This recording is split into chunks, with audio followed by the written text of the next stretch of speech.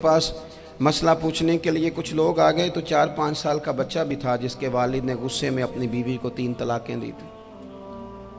तो छोटा सा बच्चा, कपड़े भी फटे पुराने, और हालत बता रही थी कि गरीबी है।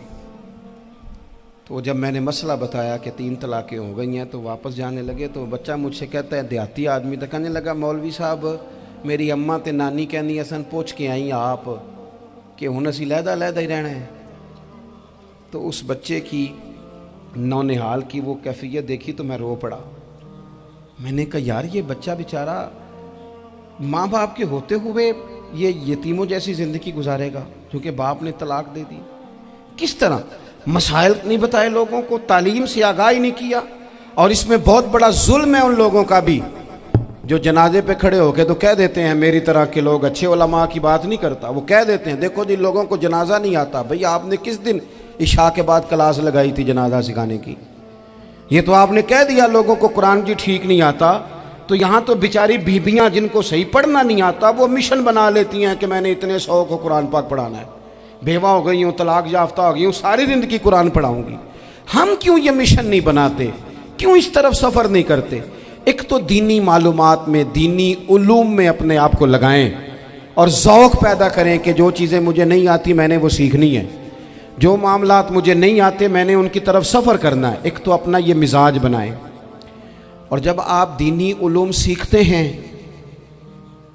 तो पता है कौन सा मंज़र कायम होता है? मंज़र वो बनता है कि हज़रत अबू हुरैरा भी दीन सीखा करते थे, हज़रत अब्दुल्ला इब्ने उमर भी असहाबे सुफ़ा में रहा करते थे, हज़रत अनस बिन मालिक भी रहा करते थे। और ऐसा मंज़र बनता है कि हज़रत सैयदा खदीजतुल कुबरा रज़ी अल्लाह तआला अन्हा फरमाती हैं, सैयदा फातिमा हुजूर की गोद में बैठी होती थी और नबी पाक से बातें पूछती थी और हुजूर उन्हें बता रहे होते थे। सैयदा आयशा हुजूर से दीन की बातें पूछती। चौथा हिस्सा हमारी फ़िक़्ह के उसूल हज़रत फातिमा की, हज़रत आयशा सिद्दीक़ा की मरवियात पर मबनी है। अगर हमारी बच्चियां छोड़ दें डाइजेस्ट पढ़ना, छोड़ दें इधर उधर की मूवी देखना और वो किताब व सुन्नत पर आ जाएं, तो बहुत सारे मसाइल ऐसे हैं जो उलझने से पहले ही सुलझे हुए हों। दीनी तालीम का मिजाज और ज़ौक़। और दूसरी आयत करीमा मैंने तिलावत की, अल्लाह करीम ने कुरान मजीद में फरमाया, या अय्युहल्लज़ीना आमनू कू अनफुसकुम व अहलीकुम नारा, ऐ ईमान वालों खुद भी दोज़ख की आग से बचो और अपने घर वालों को भी बचाओ। ओ वालिद, वो माँ जो बच्चों को भूख से बचाने के लिए मेहनत करती है, उनको मायूसी से बहुत सारे माँ बाप ऐसे होते हैं जिनके पास कपड़े लेने के पैसे नहीं होते ईद पे। क्यों? अजान शुरू होगी जी, अजान सुने जी। अजीज़ भाई, जिस तरह हम अपने बच्चों को देखें, बहुत सारे माँ बाप के पास गुंजाइश नहीं होती, लेकिन इस नीयत से कि बच्चों के दिल टूट जाएंगे, ईद पे कैसे गुजारा करेंगे, मुश्किल से भी कपड़े ख़रीद के देते। इस तरह हम अपने बच्चों को भूख से, प्यास से, मायूसी से बचाते हैं। इस तरह हमारे रब ने हमारे ज़िम्मे लगाया है कि तुम अपने बच्चों को कोशिश करो दोज़ख की आग से बचाने की।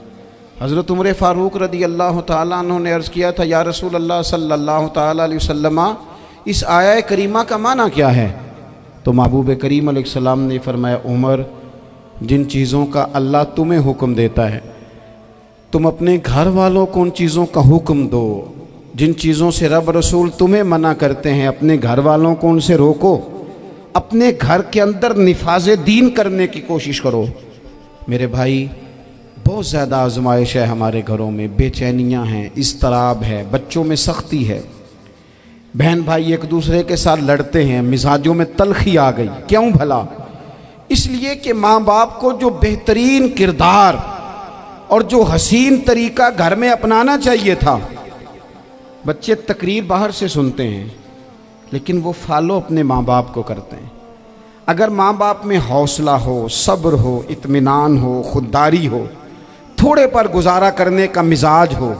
देखें ना, आज डिप्रेशन है, टेंशन है, पैनिक्स अटैक्स हैं, बड़ी सारी चीज़ें आ गई हैं। क्यों भला? सब्र नहीं, तहम्मुल नहीं, बुर्दबारी नहीं। आजमाए। एक दिन एक बच्चा मेरे पास आ गया मदरसे का और आके वो रोने लगा। मेरे घर वाले कहने लगे खाना छोड़ दें, पहले इसकी बात सुन ले। मैंने कहा पुत्र क्या हुआ, किसी ने मारा है किसी उस्ताद ने? कहने लगे नहीं हजरत, घर फ़ोन किया था तो मेरी अम्मा और अब्बा की लड़ाई हो रही है। बच्चा कांप रहा है, टांगे कांप रही हैं। मैंने कहा क्या हो क्या गया तुम्हें पुत्र, लड़ाई हो रही है तो घरों में हो ही जाती है। कहने लगे नहीं आपको पता नहीं, वो बड़ा सख्त लड़ते हैं। मेरे वालिद जब मेरी वालदा को मारने के लिए आगे बढ़ते हैं तो हम सारे चारपाइयों के नीचे छुप जाते हैं, हमें खौफ आता है, वो मंजर खतरनाक होता है। ये कौन तकलीफ़ दे रहा है अपने बच्चों को? यहाँ बैठे हमारे यहाँ मीलों दूर रहते थे उसके घर वाले, तो वो तकलीफ़ में था, तो घर में क्या कैफियत होगी? अगर हौसला हो, सब्र हो, कनात हो, अल्लाह के दिए हुए थोड़े रिस्क पर हमें राज़ी रहना आता हो, हमारे घरों में सुकून आए, इत्मीनान आए, हम जो ज़िंदगी बड़ी खुशी खुशी गुजार सकते हैं। हमारे मिजाजों का लालच, हमारी तबीयतों की बेराह रवी, हमारी झूठी अना का बुत, उन सारी चीज़ों को ख़त्म कर देता है।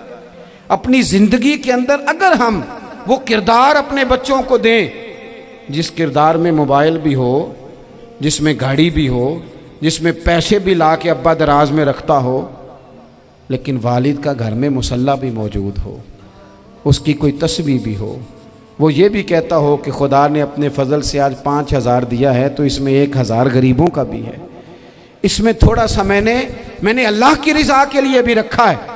अगर कोई मुश्किल आ जाए तो वो बाप और माँ को सब्र करता हुआ देखते हो। अगर एक बाप कर बात करे तो दूसरा बर्दाश्त करता हो। खुदारा अपनी औलादों को इस अजियत का शिकार न करो। अपने घरों के अंदर वो खुददारी, वो प्यार, वो वक़ार, वो मोहब्बत, वो अंदाज़। आप थके हुए हैं, कोई शक नहीं, आप बहुत सारे मसाइल का बाहर शिकार होंगे, कोई शक नहीं, लेकिन आप बाहर से थक के आए हैं। और अगर आप बाहर अपनी फैक्ट्री के मालिक हैं और दफ्तर के बड़े हैं तो घर में भी तो आप बड़े हैं ना। आपकी माँ भी तो इंतज़ार कर रही है, उसने भी तो दुखड़ा सुनाना है ना आपको।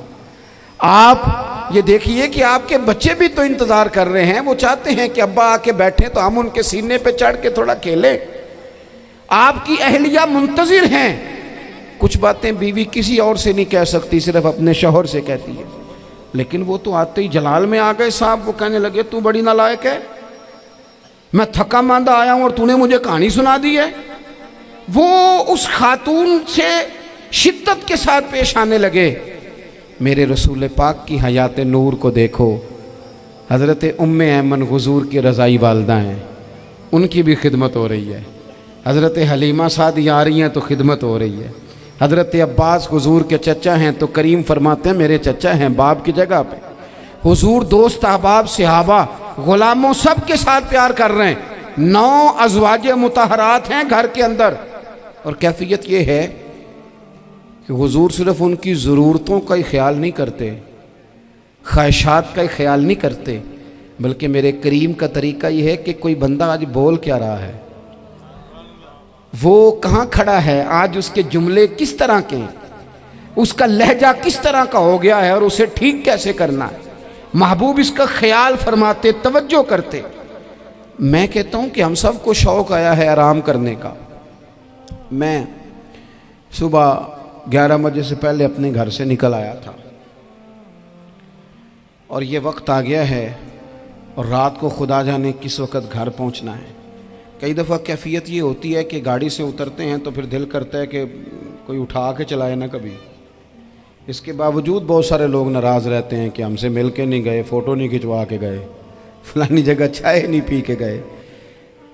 ये तसलसल है। लेकिन मैं जितना मर्ज़ी थका मांदा घर जाऊँगा ना, कभी ऐसा नहीं हुआ कि मैं घर जाऊँ तो बड़ी टेंशन में जाऊँ। मेरी घर वाली एक दिन मुझसे कहने लगी आपने कभी नहीं कहा कि मैं थका हुआ आया, बंदा थक भी तो जाता ही है ना, कभी कहाँ करे ना। मैंने उसे कहा पता क्यों नहीं कहता, इसलिए नहीं कहता कि मैं नहीं चाहता कि मेरे बच्चे ये कहें कि हमने दीन नहीं पढ़ना, हमारा बाप तो बड़ी मुश्किल में है। हम अपने काम के बारे में अपने घर में शिकवे करते हैं। आप किसी बच्चे से पूछ लें कौन सा काम करना है, कहता जेड़ा अब्बा जी कर दे रहे वो नहीं करना। क्यों? कि अब्बा जी हर रोज़ तो कहते हैं मैं बड़ा उलझ गया हूँ, ये काम बड़ा मुश्किल है। मैं चाहता हूँ कि मैं अपने बच्चों को ये बताऊँ कि पुत्र मैं तो जिधर जाता हूँ फूल ही फूल हैं। मैं तो जिधर से गुज़रता हूँ मोहब्बत ही मोहब्बत है, मैं तो जिधर से देखता हूँ दुआएं ही मिलती हैं, ताकि उनका शौक़ पैदा हो। मेरे अजीज़, आप थोड़ा सा दिल बड़ा करें। अगर आप एक की वजह से पूरा घर सुकून में आ जाता है तो आप दिल बड़ा क्यों नहीं करते? जगह ढूंढते हैं बस मुझे कोई तंग ना करे, कोई मेरी बाप माँ बदौलत को कोई परेशान ना करे। बुखारी शरीफ सुनिए, हज़रत आयशा सिद्दीक़ा रज़ी अल्लाह ताला अन्हा बैठी हैं।